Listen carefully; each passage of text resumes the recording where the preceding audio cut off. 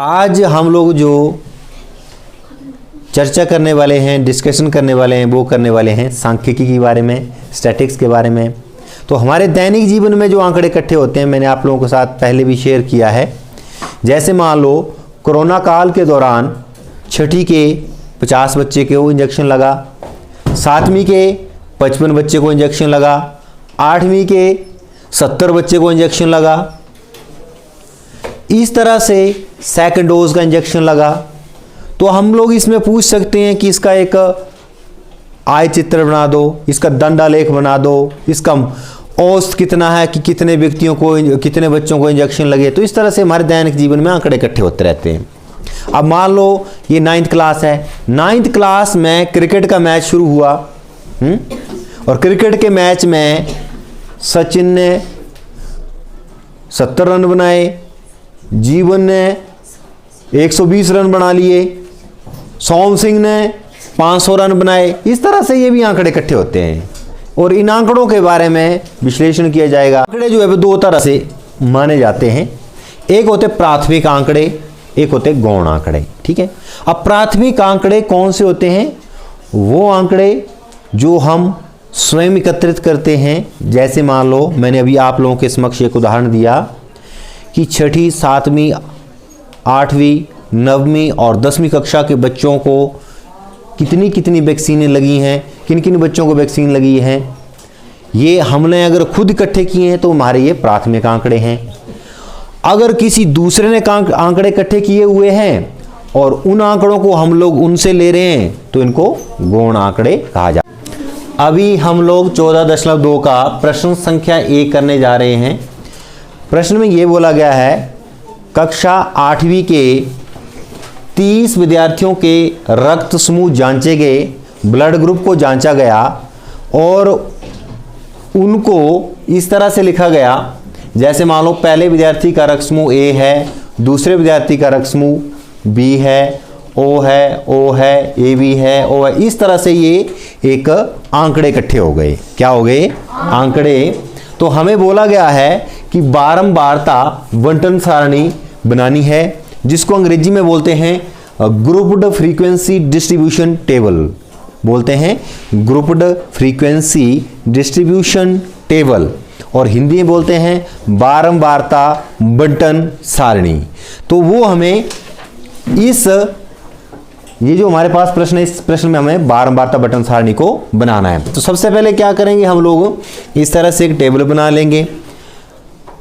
रक्त समूह, मिलान चिन्ह, बारंबारता।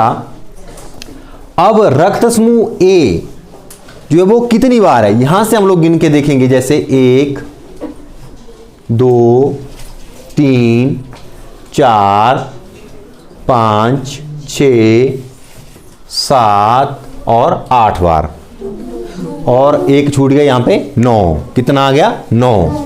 तो 1, 2, 3, 4, 5वां हम लोग ऐसे ले लेंगे 5, 1, 2, 3, 4 और कुल हो गई बारंबारता कितनी है? 9। बारंबारता का मतलब हुआ फ्रीक्वेंसी, अंग्रेजी में बोलते हैं वो कितनी बार है।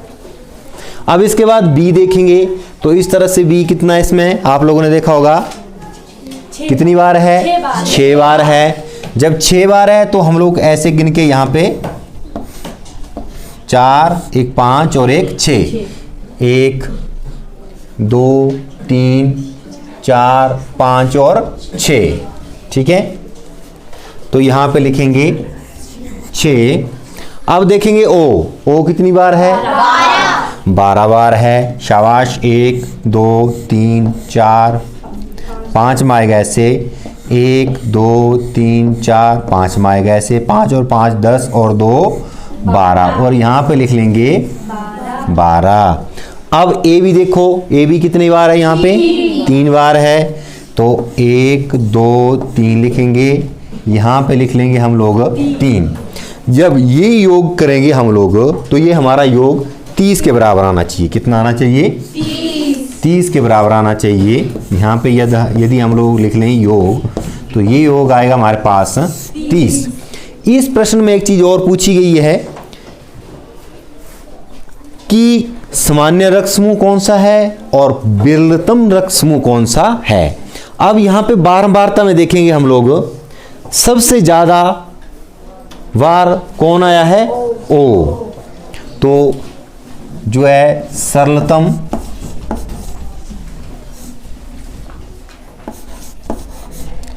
रक्त समूह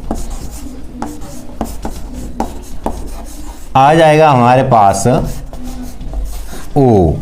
ठीक है, क्या आ जाएगा? ओ। अब पूछा गया है विरलतम रक्त समूह कौन सा है? विरलतम रक्त समूह। अब विरलतम का मतलब ये हुआ जो सबसे ज्यादा कम है, जो 30 विद्यार्थियों को सर्वे करने के बाद सबसे कम बार आया है वो है ए बी। तो यहाँ पे इस सर्वे के मुताबिक विरलतम रक्त समूह ए बी है, और इस सर्वे के मुताबिक जो सरलतम रक्त समूह है वो है ओ। बस इस प्रश्न में हमें इतना ही ज्ञात करना था।